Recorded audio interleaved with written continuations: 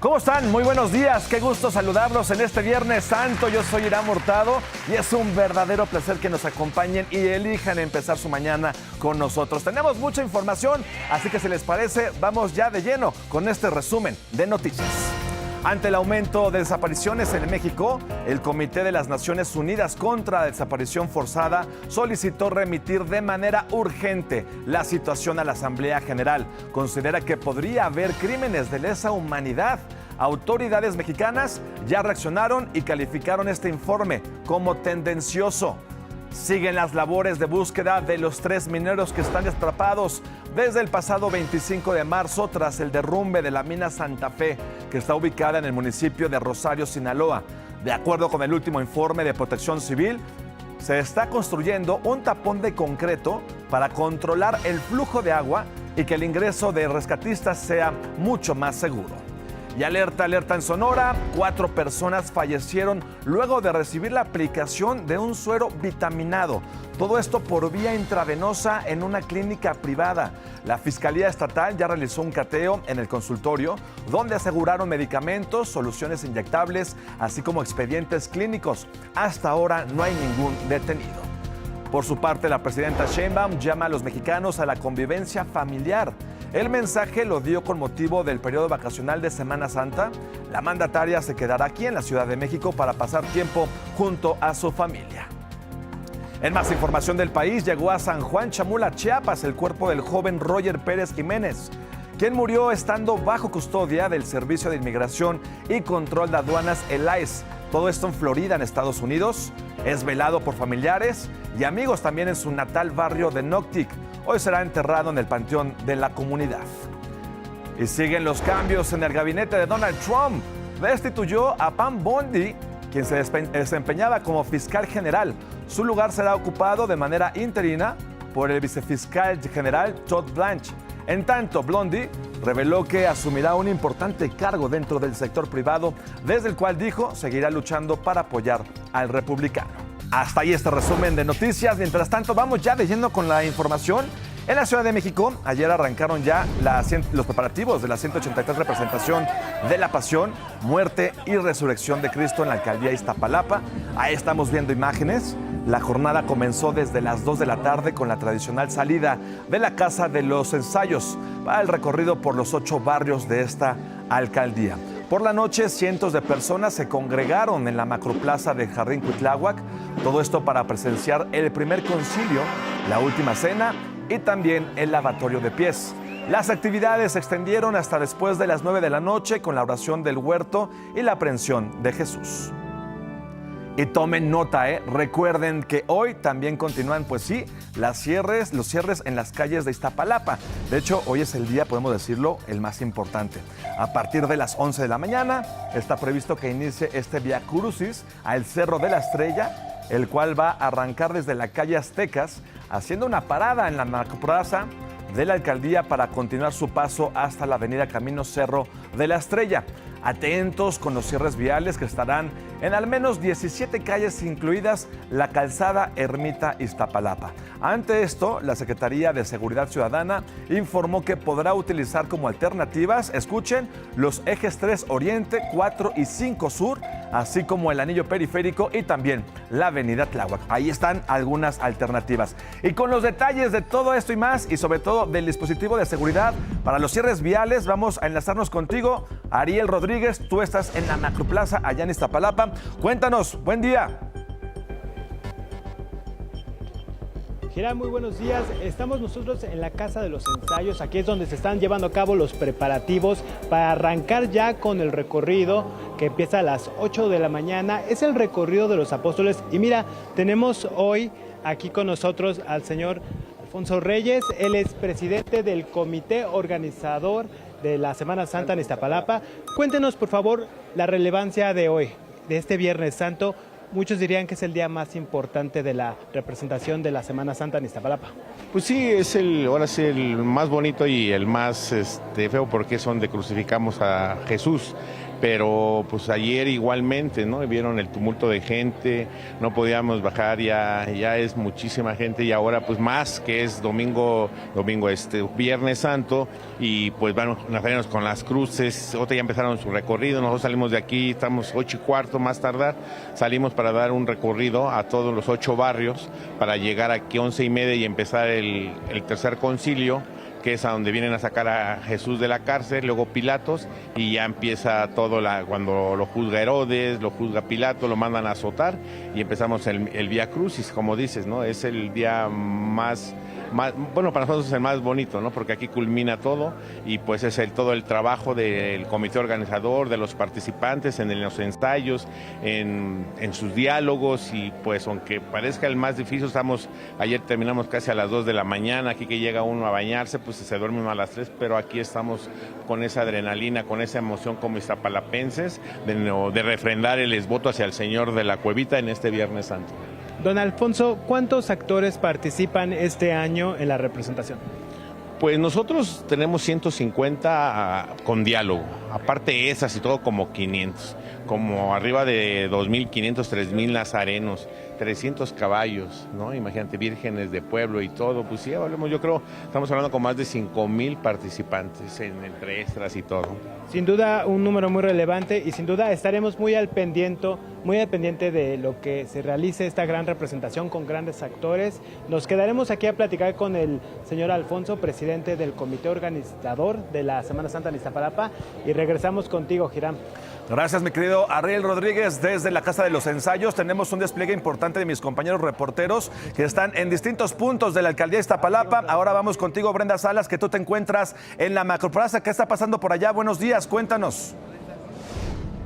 Hola, ¿qué tal, Iram? Muy buenos días. Así es, pues ya iniciaron las actividades este Viernes Santo de la 183 representación de Semana Santa aquí en Iztapalapa. Justamente una celebración que se llevará a cabo sin precedentes, pues por primera vez es Patrimonio Cultural de la Humanidad de la UNESCO. Y bueno, comentarte, estamos justamente aquí en la Macroplaza de la alcaldía, donde ya se prepara la escenografía. Pues se están alistando ya los últimos detalles para enmarcar uno de los momentos más relevantes de esta representación. Y a un costado, sobre la calle Aztecas y 5 de Mayo, los nazarenos que ya iniciaron su tradicional recorrido por los 8 barrios de Iztapalapa.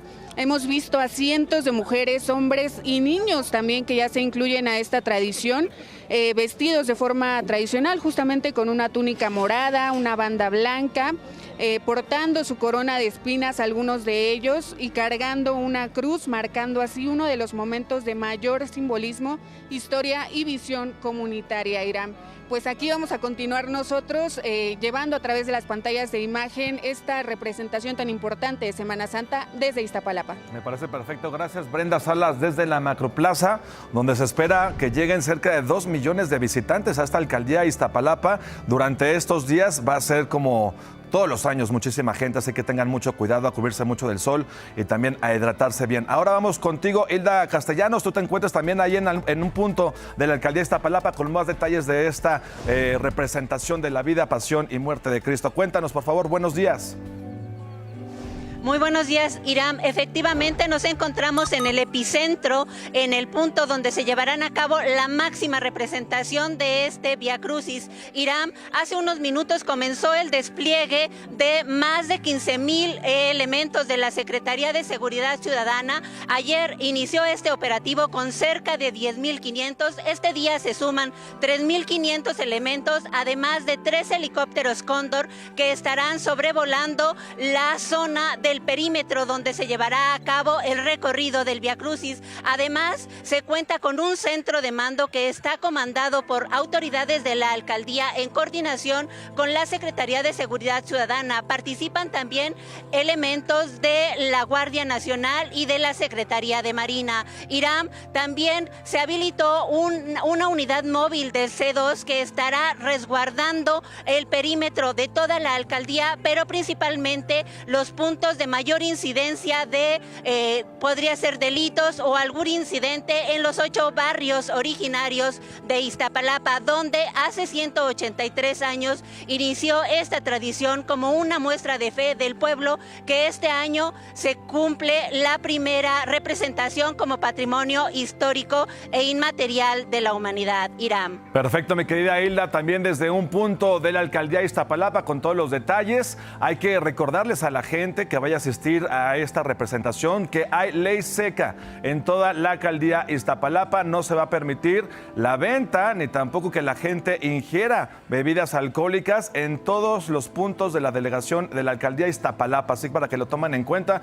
Brenda, Hilda, muchísimas gracias por la información, por este reporte desde, pues sí, la zona cero donde se están llevando a cabo todos estos preparativos. Mientras tanto, en distintos puntos de la República Mexicana se llevan a cabo representaciones. Aparte de la de Iztapalapa, una de las más importantes también es la que se lleva a cabo en Taxco, Guerrero. Tú estás allá, Ángel Galeana, con todos los detalles. Cuéntanos, buenos días, vamos contigo. Iram, ¿qué tal? Muy buenos días. Efectivamente, yo estoy en el corazón de Taxco. Atrás de mí se encuentra la iglesia de Santa Prisca, un imponente monumento que pues se celebra la Semana Santa aquí en este municipio. Hoy está prácticamente iniciando el día. La procesión de los Cristos que se llevó a cabo el día de ayer terminó alrededor de las 5 de la madrugada, y en estos momentos empiezan a estar los preparativos para la procesión de las Tres Caídas, que iniciará hacia las 11 de la mañana. Comentarte que hay una gran participación de personas, miles de ellas que vienen desde diferentes puntos del país, y por supuesto todos los que aquí trabajan para llevar a cabo esta Semana Santa. Los personajes típicos, digamos, y que más llaman la atención son estos personajes que te van golpeando la espalda o que llevan las zarzas, rollos de espinas en la espalda. Ellos también estarán participando en esta procesión que se espera dure aproximadamente entre 3 y 4 horas sobre las horas del mediodía, y por la noche irán pues la procesión del silencio, con la que de alguna manera prácticamente se cierra ya toda esta Semana Santa, la celebración con la última procesión, digamos, de mayor relatividad aquí en Taxco, Irán. Muy bien, Ángel, te agradezco mucho la información. Sin duda alguna, uno de los puntos más importantes para el turismo religioso de nuestro país. Esperemos que tanto en Taxco como en Iztapalapa, como en todos los puntos donde se vayan a llevar a cabo estas representaciones de la vida, pasión y muerte de Cristo, pues el saldo sea blanco. Gracias, Brenda, gracias, Hilda, gracias, Ariel, gracias, Ángel, por todos los detalles de la información. Ahí están mis compañeros desde distintos puntos, no solamente de la alcaldía de Iztapalapa, sino también, como veíamos, desde Guerrero. Oigan, y en más de esto, la presidenta Sheinbaum envió un mensaje a todos los mexicanos con motivo de este periodo vacacional de Semana Santa, en el cual llamó a la convivencia familiar. Desde Palacio Nacional dijo que decidió quedarse aquí en la Ciudad de México para pasar tiempo junto a su familia y también junto a su esposo Jesús María Tarriba. Voy a aprovechar para ir a visitar a su casa, a mi nieto, a Pablo y a mi hijo Rodrigo. Voy a aprovechar para hacer algunas cuestiones de planeación para las próximas semanas, como por ejemplo las mañaneras de todo el mes de abril.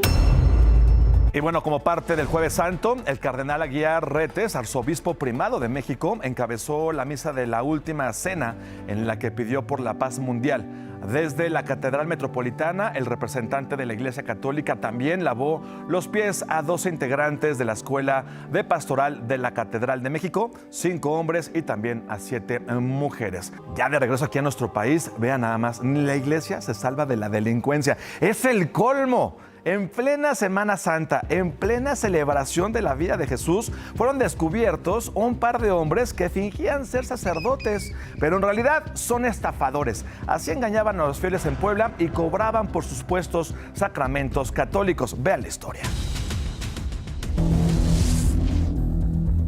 En plena Semana Santa han sido detectados falsos sacerdotes en San Pedro Benito Juárez, en Atlixco, Puebla.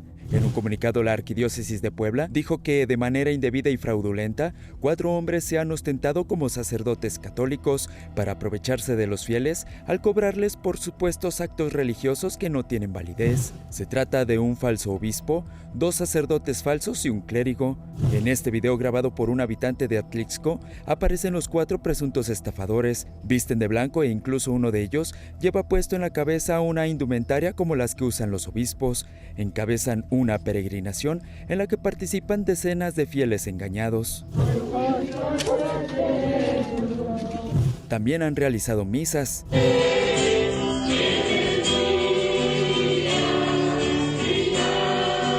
procesiones, así como bautizos, confirmaciones y matrimonios. Todos carecen de validez canónica y legal. Esos sacramentos no existen. Un sacerdote verdaderamente que sigue la arquidiócesis, que sigue las normas de la diócesis, no acude a esos lugares. Son los falsos sacerdotes que lo hacen.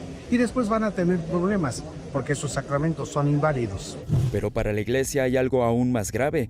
En el mismo comunicado señalan que uno de los estafadores ocupa indebidamente el templo de San Pedro, el cual es patrimonio federal bajo administración de la arquidiócesis. La autoridad eclesiástica ya inició acciones legales contra los implicados para recuperar el templo y salvaguardar a los fieles, a quienes por lo pronto les pidieron no participar en sus celebraciones y no dejarse engañar.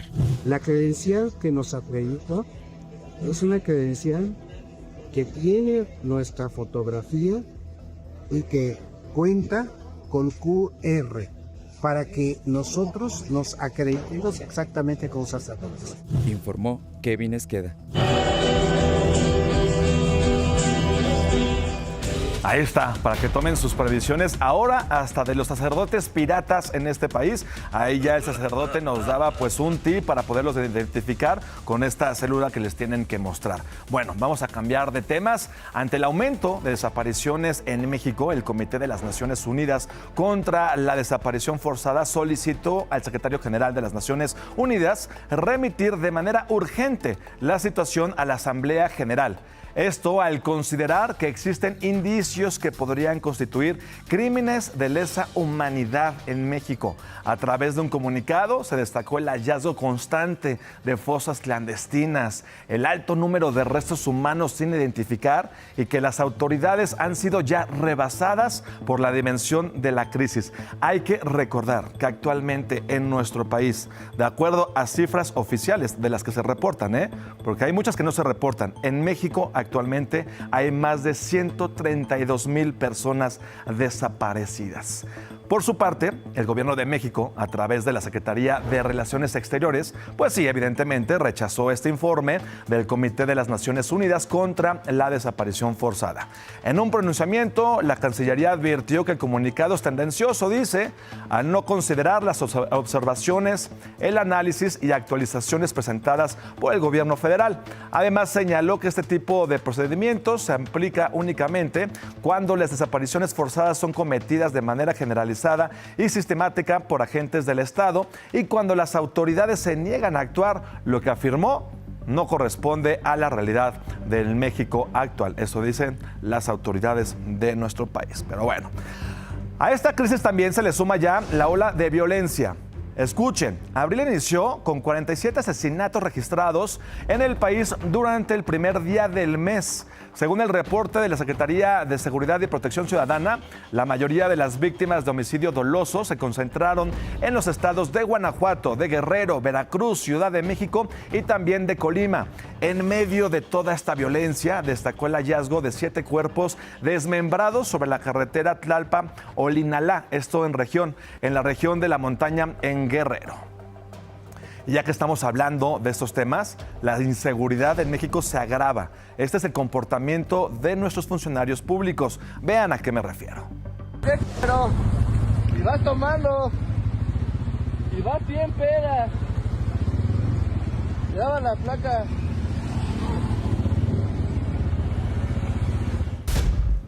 Ya lo decía el joven que tomó ese video y va bien tomada la señora. Así exhibieron a Erika Vianey Potrero, directora de Educación en el municipio de Nezahualcóyotl, en el Estado de México. La directora de Educación, ¿qué tal? Venía acompañada de sus subdirectores, de Abraham Francisco Buendía y de Cuauhtémoc Alejandro Rodríguez, e iban en estado de ebriedad a bordo de un vehículo oficial del ayuntamiento. Previo a la entrada en vigor de la llamada Ley Seca, ya fueron sustituidos de sus cargos y ya hay una investigación en su contra. Tras difundirse este video, el alcalde de Neza, Adolfo Cerqueda, confirmó que los 3 funcionarios serán removidos de su cargo, a pesar de que el hecho ocurrió fuera del horario laboral. Sí van a recibir una sanción por usar el coche que pertenece al municipio. Cerqueda también aseguró que ya solicitó una investigación formal ante la Contraloría del Ayuntamiento y advirtió que su administración no va a tolerar conductas que afecten a los habitantes de la demarcación.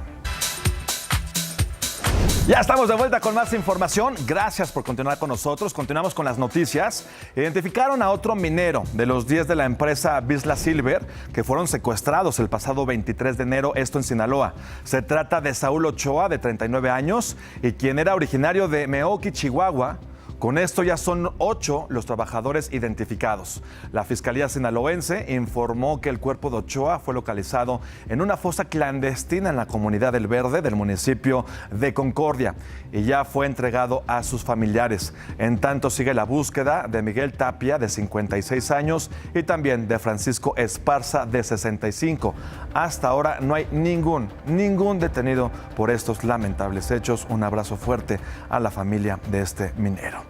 Vamos a quedarnos en Sinaloa porque siguen las labores de búsqueda también de los otros 3 mineros que ellos están atrapados desde el 25 de marzo tras este terrible derrumbe de la mina Santa Fe ubicada en el municipio de Rosario. De acuerdo al último informe de Protección Civil Federal, se está construyendo un tapón de concreto para controlar el flujo de agua y que el ingreso de los rescatistas sea seguro. Además de que son más de 300 elementos los que llevan trabajando más de 190 horas en este rescate. Hay que recordarlo, no pueden llegar a los mineros porque está inundada esta mina. Decía el gobernador que están en contacto con ellos, que les están suministrando oxígeno, agua y alimento para mantenerlos con vida. Esperemos que, verdad, en estas próximas horas puedan llegar y rescatarlos. 8:30 de la mañana en punto, momento de la información en breve, información rápida. 3 hombres murieron tras ser atacados a balazos, esto en Copalillo, Guerrero. Se presume que las víctimas eran familiares de las personas halladas sin vida el pasado 31 de marzo, esto en la región de La Montaña. Gracias a una denuncia ciudadana, la Profepa rescató a 2 ejemplares de mono araña en un rancho de Tepezalá, esto en Aguascalientes. No hay ningún detenido. La presidenta Sheinbaum publicó un decreto en el Diario Oficial de la Federación para modificar la Ley de Ascensos de la Armada de México. Hoy entra en vigor y busca reforzar la igualdad y erradicar la discriminación.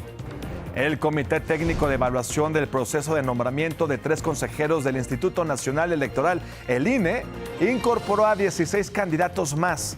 De esta manera, la lista final de aspirantes subió hasta 410. Banco Multiva presenta. Información financiera, información de los dineros. En este momento el dólar se cotiza en 17 pesos con 83 centavos. La Bolsa Mexicana de Valores cerró ayer con una ganancia de 1.59%. Banco Multiva presentó. Hasta ahí la información en breve. Ahora les platico rápidamente. Donald Trump retomó su guerra comercial y anunció aranceles contra ciertos medicamentos importados que podrían ser de hasta 100%. El mandatario estadounidense firmó ayer una orden ejecutiva que aplicará para productos patentados fabricados en países que no tienen acuerdos con la Unión Americana y los cuales entrarán en vigor en 4 meses, mientras que las naciones que sí alcanzaron a negociar estarían sujetos a un gravamen del 15%. En otro movimiento, el republicano también ajustó los aranceles de seguridad nacional sobre las importaciones de acero, de aluminio y cobre, todo esto para reducir los gravámenes aplicables a productos derivados fabricados con estos metales y simplificar así el cumplimiento normativo. De esta forma, la administración de Trump busca frenar los intentos de vendedores extranjeros para minimizar los montos que deben pagar. El arancel, hay que recordar, del 50% ahora estará basado en el monto que pagan los clientes en Estados Unidos por los metales importados. Ya de vuelta en nuestro país, ayer los agricultores y transportistas lanzaron un ultimátum. Todo esto de 3 días al gobierno federal.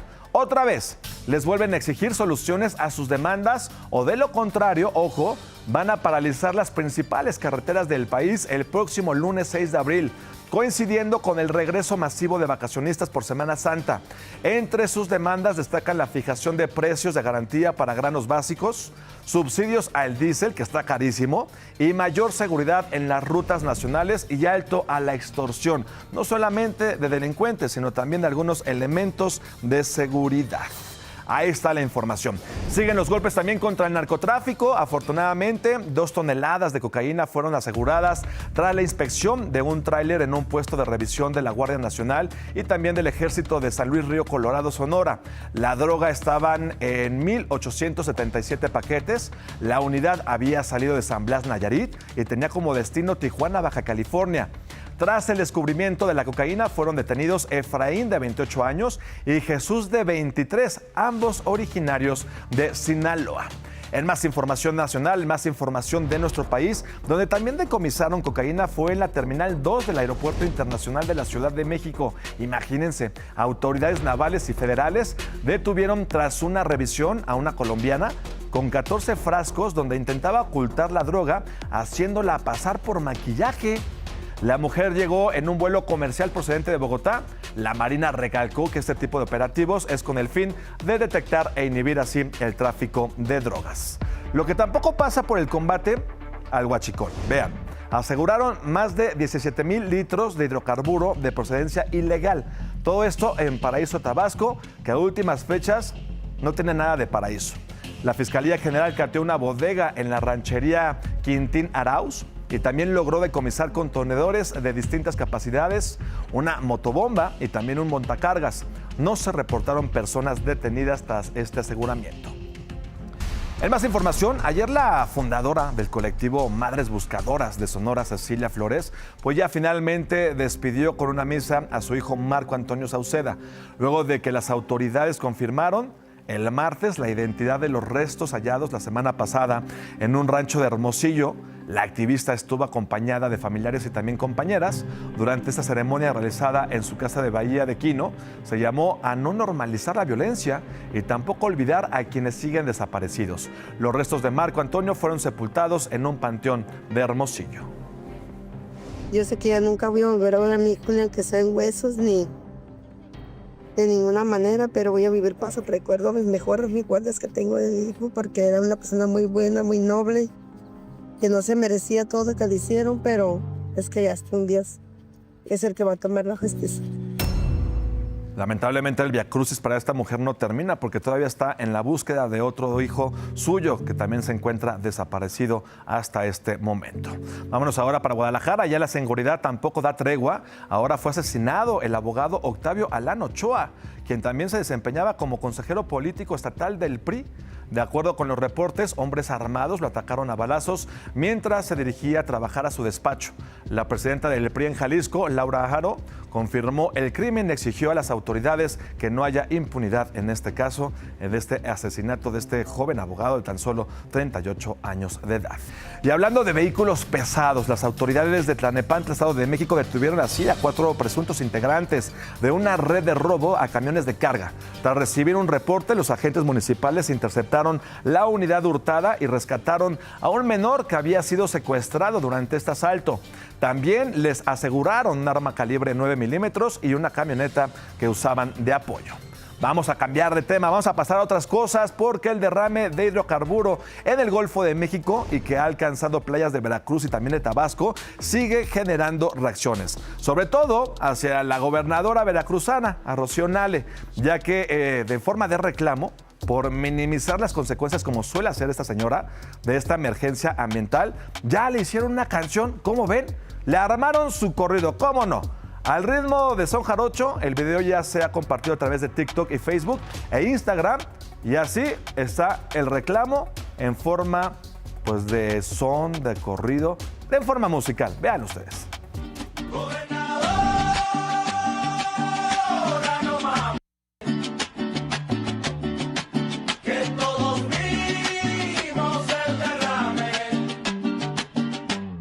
Escúcheme, Rocío Nale, ¿quién va a pagar los platos rotos? Diga que ya lo que nos muestran no publican en la foto.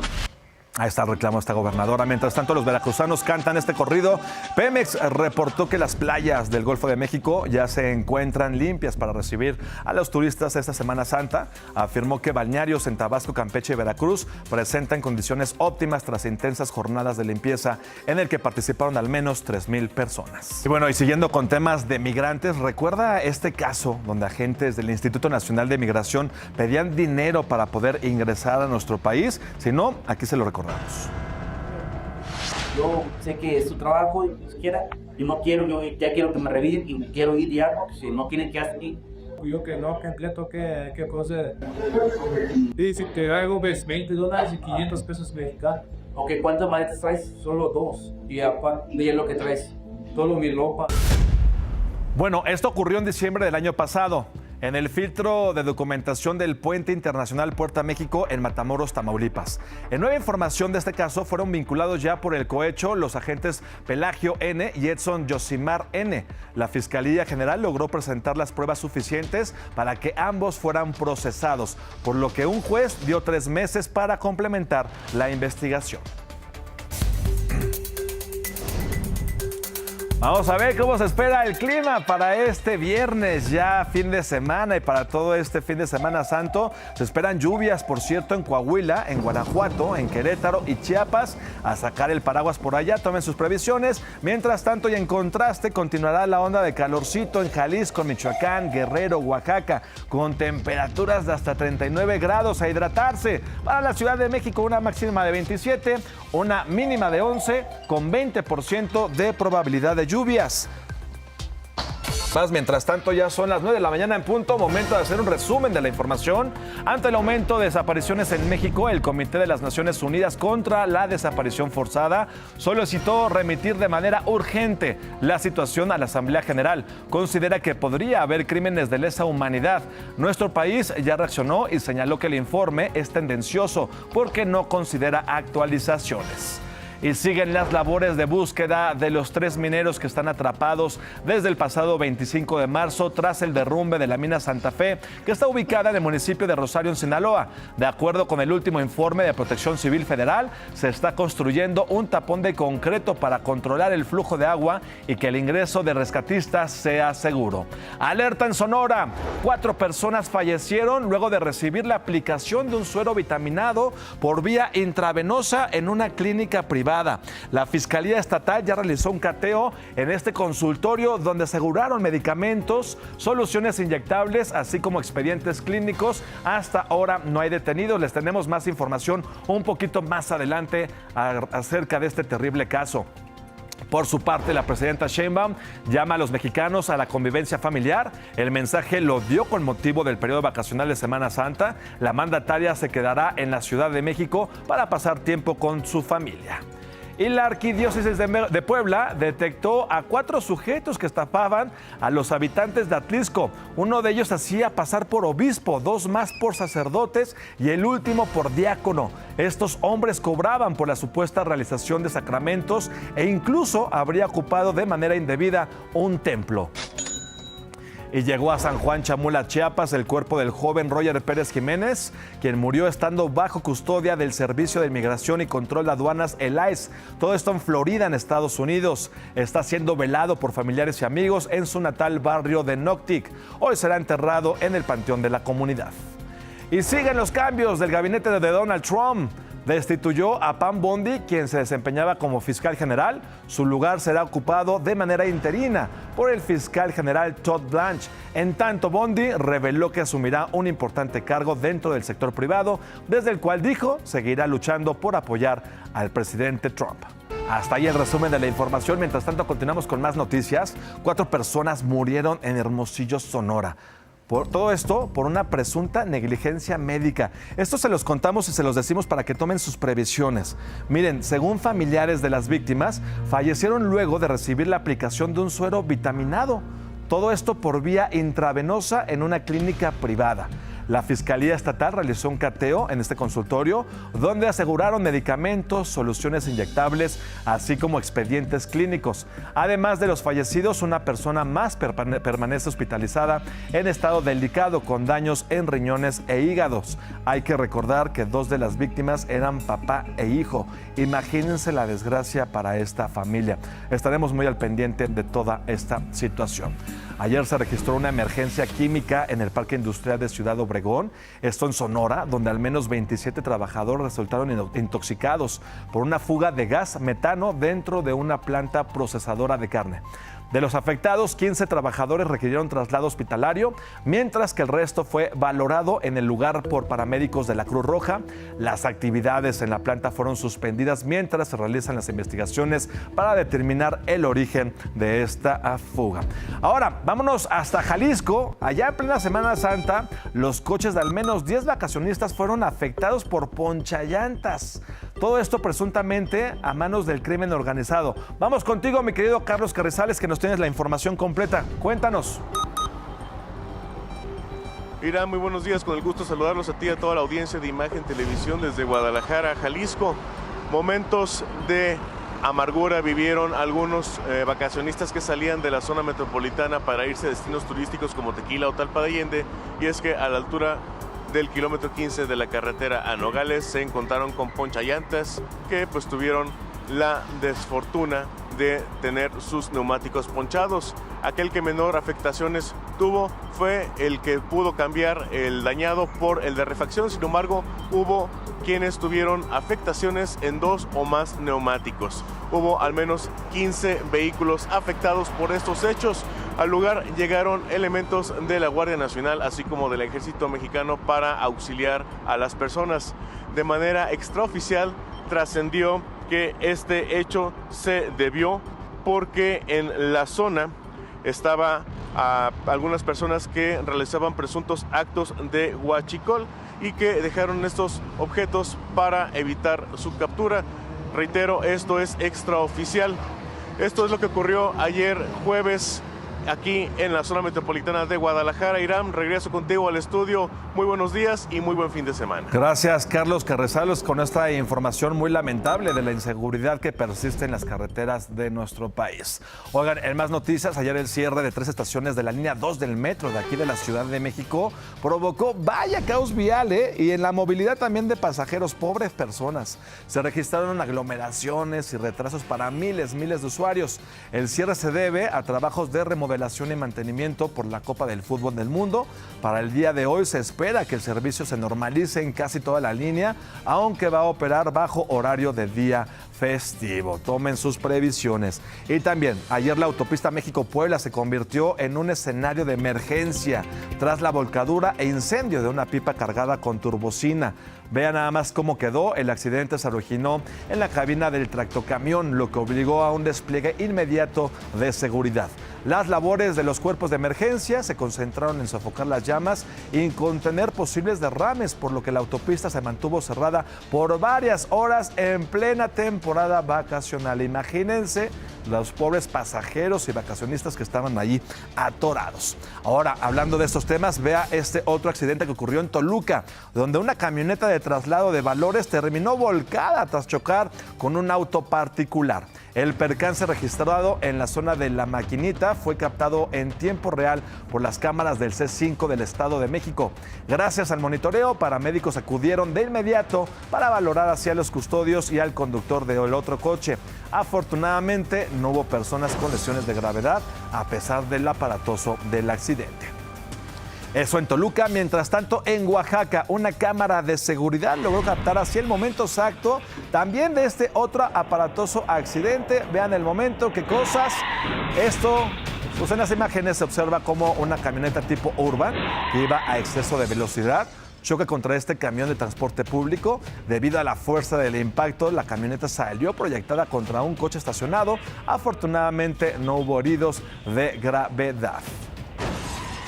y un hombre en presunto estado de ebriedad atropelló a 2 personas, esto en el municipio de Izúcar de Matamoros, la noche del miércoles.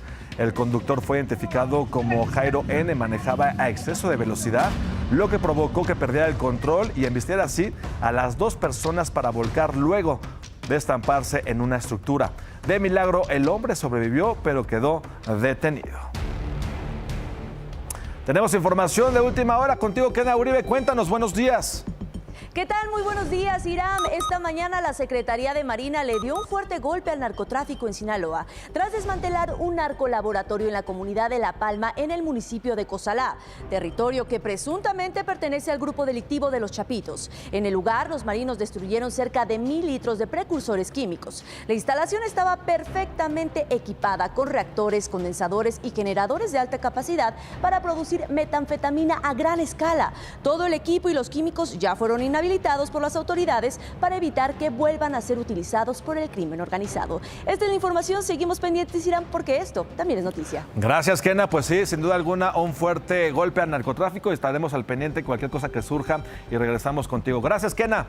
Pendientes, Irán. Gracias. Pues mientras tanto, vamos contigo, mi querido Ricardo Vitela, que se encuentra en las calles de la alcaldía Iztapalapa, que nos tiene más información sobre el operativo vial que hay en la zona del Vía Crucis. Cuéntanos, por favor. Buenos días, Ricardo.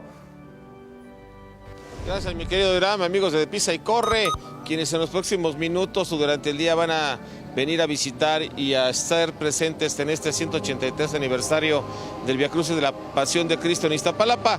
Vámonos con las imágenes de Iván para que nos den exactamente la calzada Ermita Iztapalapa Alta, quienes vienen de la zona del metro Iztapalapa, de Avenida Tláhuac, de Puente Titla, con dirección a este punto. Todavía hay vialidad abierta.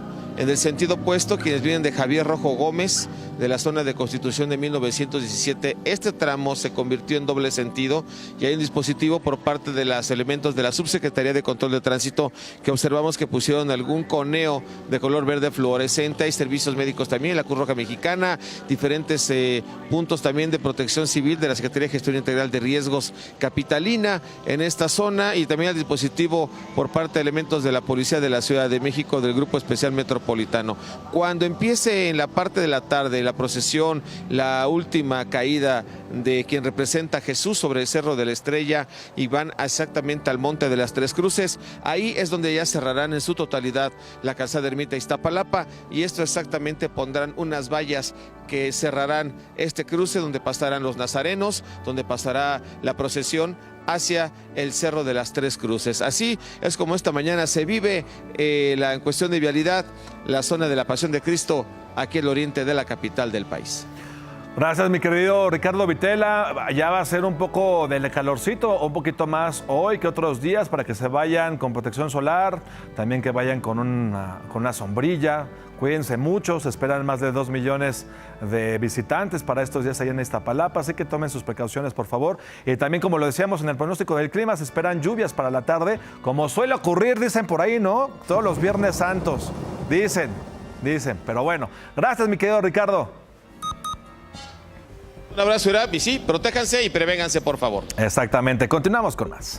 Hermane, nos tienes información importante. Polémica que se va a armar ahorita. ¿Por qué? Porque ¿Qué pasa? hace unos días, tú recordarás, Natalia Jiménez estuvo en medio de la fun y la polémica por esto. Esta fue mi aventura para llegar del Vive Latino a la fiesta de cumpleaños de mi Carlos Rivera. Síganme los buenos. Carlitos, ahí voy. De que llego, llego. De que llego, llego. De que llego, llego. De que llego, llego, Carlitos. Listo. Ya llegué, Carlitos. Ya llegué.